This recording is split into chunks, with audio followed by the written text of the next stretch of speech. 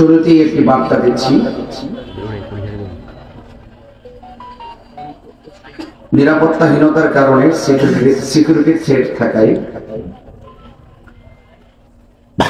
প্রশাসনের সার্বিক আলোচনা পর্যালোচনার ভিত্তিতে নিরাপদ বোধ না করাই আগামী 26 এপ্রিল যে আমাদের মহাসমাবেশটি ছিল, সেই মহাসমাবেশটিকে স্থগিত ঘোষণা করা হয়েছে। 26 তারিখে যেটা ছিল স্থগিত করা হয়েছে। তবে আপনারা কি হতাশ হবেন না, ইনশাআল্লাহ ভবিষ্যতে আরো সুন্দর করে হবে, একটু সময় নিয়েই হবে। এর দ্বারা একটা জিনিস হয়েছে, আমাদের দীর্ঘ স্বাধীনতার পর থেকে যে আমাদের মাসলাকান বিভিন্ন দূরত্ব ছিল, এই দূরত্বগুলোর অবসান হয়েছে। এটাই আমাদের ফার্স্ট এবং লাস্ট বিজয়, ঠিক কিনা বলে? আমরা সুন্নিরা আর ভাগ থাকতে চাই না, এক হতে চাই, ঠিক কিনা বলেন?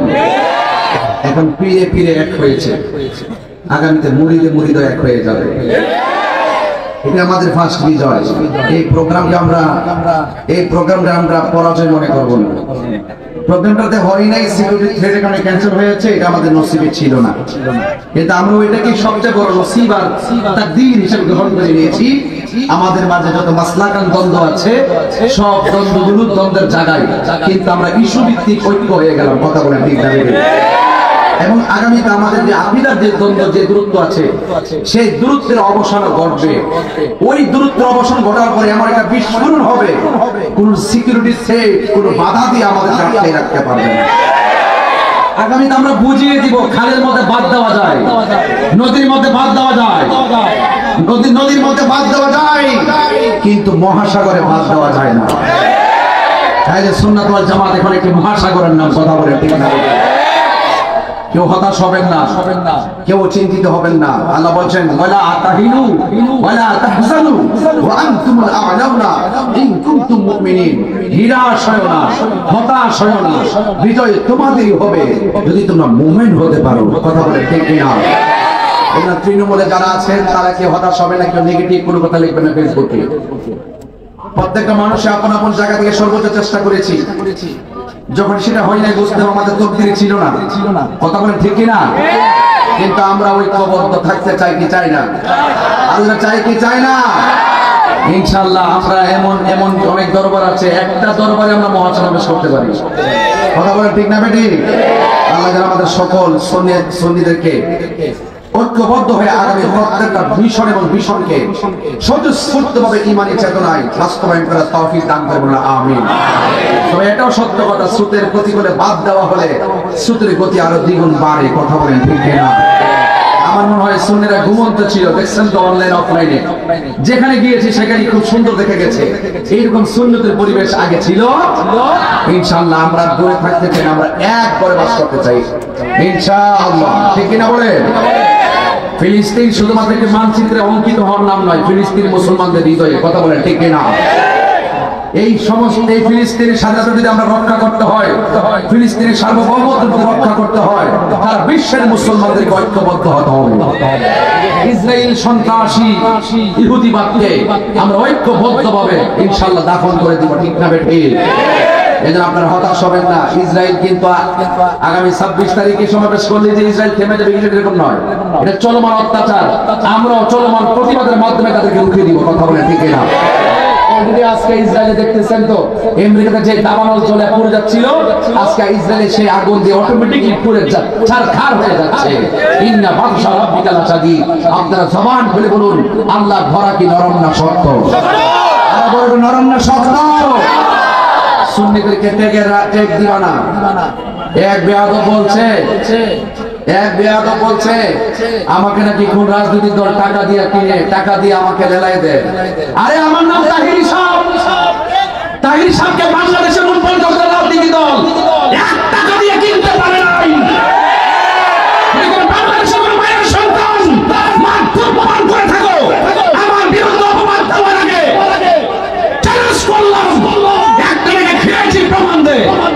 আর দিতে না পারলে তারা হলে জাতির সর্বশ্রেষ্ঠ মুনাফিক। কথা বলে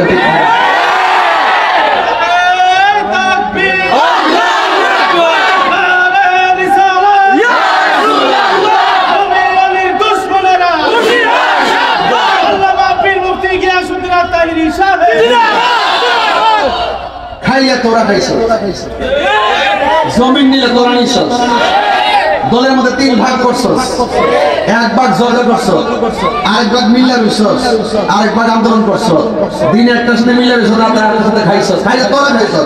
সুন্নিরা কখনো টাকা খাওয়ার রাজনীতি করে না, কথা বলেন ঠিক না?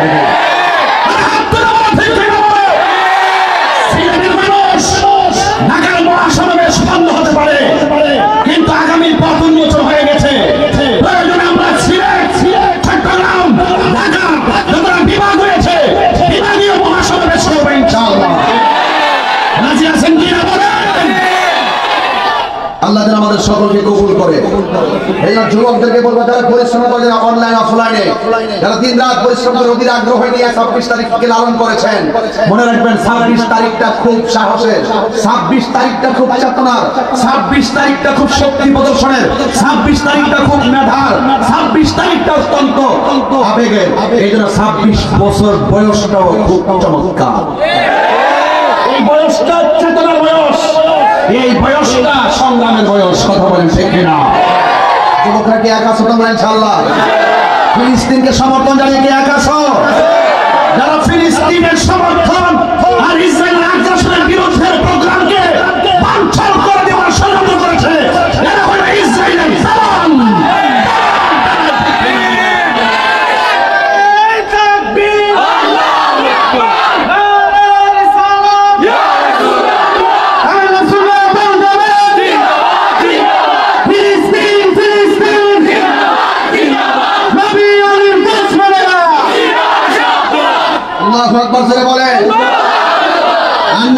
বাংলাদেশে 24 আন্দোলন হলো, এই যে গণঅভ্যুত্থান হলো বৈষম্য দূর করার আন্দোলন, কথা বলেন ঠিক কিনা? তাইলে এই ময়দানে আমরা ফিলিস্তিনকে সমর্থন জানিয়ে প্রোগ্রাম করব, এটা বন্ধ করে দিয়ে বাংলাদেশে আরেকটি বৈষম্যের সৃষ্টি করেছে, কথা বলেন ঠিক কিনা? এটা আমরা রাষ্ট্র থেকে আশা করি নাই। আশা করি অনতি বিলম্বে প্রশাসনের মাধ্যমে আমাদেরকে উদ্যানে আহ্বান করবে। প্রশাসন যেদিন বলবেন সেদিনই যাব। প্রশাসন আমাদেরকে বলবে যে আপনারা আসেন, এই দেশ বৈষম্যহীন বাংলাদেশ, আমরা দেশে বৈষম্য চাই না, কথা বলেন ঠিক না? আর এই প্রোগ্রামকে বানচাল করার জন্য যারা প্রশাসনের কানকে ভারী করেছে, এরাই হল ইসরায়েলের দালাল।